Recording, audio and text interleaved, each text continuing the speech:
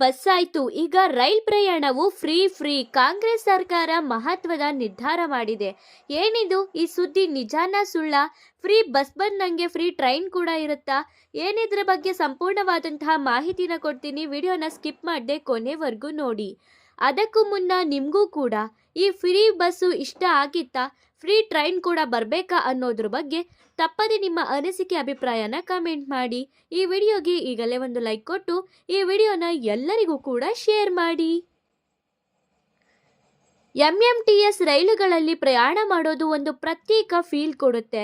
ಹೆಚ್ಚಿನ ಪ್ರಯಾಣಿಕರು ಇಲ್ಲದೇ ಇರೋ ಕಾರಣ ಆರಾಮಾಗಿ ಪ್ರಯಾಣ ಮಾಡಬಹುದು. ಸುಮಾರು 80 ಮಂದಿ ಪ್ರತಿದಿನವೂ ಈ ರೈಲುಗಳನ್ನು ಬಳಕೆ ಮಾಡ್ತಾರೆ. ಹಾಗಿದ್ರೆ ನಿಜವಾಗ್ಲೂ ಕೂಡ ಇದು ಉಚಿತನಾ? ಉಚಿತ ಪ್ರಯಾಣದ ಪ್ಲಾನ್ ಏನು? ಯಾಕೆ ಈ ಥರ ಮಾಡ್ತಿದ್ದಾರೆ ಅನ್ನೋದ್ರ ಬಗ್ಗೆ ಸಂಪೂರ್ಣವಾದಂತಹ ಮಾಹಿತಿ ನೋಡೋಣ. ಮೆಟ್ರೋ ನಗರ ಹೈದರಾಬಾದು ಮೆಟ್ರೋ ನಗರ ಅಂತಾನೆ ಹೆಸರುವಾಸಿಯಾಗಿದೆ. ಮೆಟ್ರೋ ನಗರ ಹೈದರಾಬಾದ್ ನಿವಾಸಿಗಳಿಗೆ ಇಲ್ಲಿದೆ ಒಂದು ಗುಡ್ ನ್ಯೂಸ್. ಪ್ರತಿದಿನ ಆಫೀಸು, ಕಾಲೇಜು, ಮಾರ್ಕೆಟ್ಗೆ ಪ್ರಯಾಣ ಮಾಡಲು ನೀವು ನೂರಾರು ರೂಪಾಯಿಗಳನ್ನು ಖರ್ಚು ಮಾಡ್ತೀವಿ. ಇದು ಮಿಡಲ್ ಕ್ಲಾಸ್ ಜನರ ಮೇಲೆ ಭಾರೀ ಪ್ರಮಾಣನ ಉಂಟು ಮಾಡುತ್ತೆ.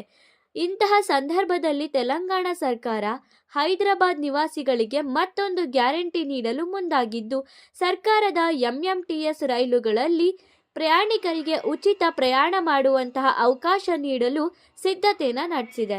ಹಾಗಾದರೆ ಫ್ರೀ ಬಸ್ ಬಂದಿರೋ ಥರನೇ ರೈಲ್ ಕೂಡ ಫ್ರೀಯಾಗಿ ಸಿಗಬಹುದು ಅನ್ನೋದರ ಬಗ್ಗೆ ಯಾವುದೇ ರೀತಿಯಾದಂತಹ ಖಚಿತ ಮಾಹಿತಿ ಇಲ್ಲ. ಇದೊಂದು ವದಂತಿನೂ ಅಲ್ಲ. ಮುಂದಿನ ದಿನಗಳಲ್ಲಿ ಫ್ರೀ ಪ್ರಯಾಣದ ಬಗ್ಗೆ ನಿಮ್ಗೇನನ್ಸುತ್ತೆ?